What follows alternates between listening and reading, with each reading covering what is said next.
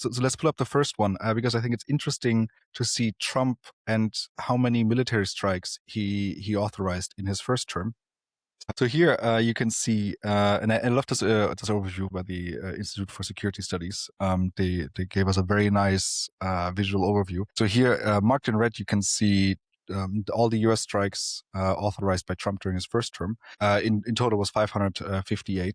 Fun fact, I could not find reliable data on how many military strikes Obama authorized during his terms. Also, because there is no real definition of what constitutes a military strike here.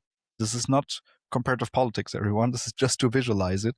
Because if we look at the second one, because you did mention Biden, Biden was not as trigger happy. No, but so there are two things here, and one that speaks in favor of Biden, and another one very much the opposite. The thing that speaks in favor of Biden is that Biden, as a very traditional, relatively hawkish, but very traditional U.S. foreign policy president, believes that the United States stands for good in the world, and therefore has a certain idea of what is right and what is wrong, and is much more careful in not engaging in unnecessary violence. Now, their threshold for what is necessary and unnecessary is still way too low, right? Because the Americans have become way too used to using violence. Right? Imagine China doing anything like that. We would all be outraged, but the United States has become so comfortable with violence that even a relatively traditional president like Biden is still extremely aggressive. However, the overall picture is one of the city on the hill. Biden wants the United States to lead the free world against authoritarianism. So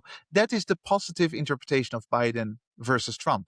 If we now go to the next picture, looking at so far, right?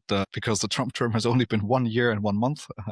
He's already ahead of the amount of strikes that he authorized in his first term, and you see him a lot busier, a lot more trigger happy, particularly again in Yemen, in Somalia. A lot of these strikes are also in the Caribbean, and then very recently, of course, the ones in Venezuela. Yeah, and so this number is something that I didn't see coming a year ago. It is way higher than I thought, but again, because of the reasons we just gave. Trump is now kind of unleashed because there's no institutional barriers. He sees the Pentagon and the military machine, including Hegseth, calling the Ministry of Defense, now the Ministry of War, as some kind of ability to muscle flex, to feel powerful, to display power. MAGA loves that idea. And as long as it is within certain limits, as long as it doesn't seem to be some kind of foreign project that the United States doesn't get out of, he is very happy to bomb left, right, and center. And I never doubted his willingness to do that. It's just that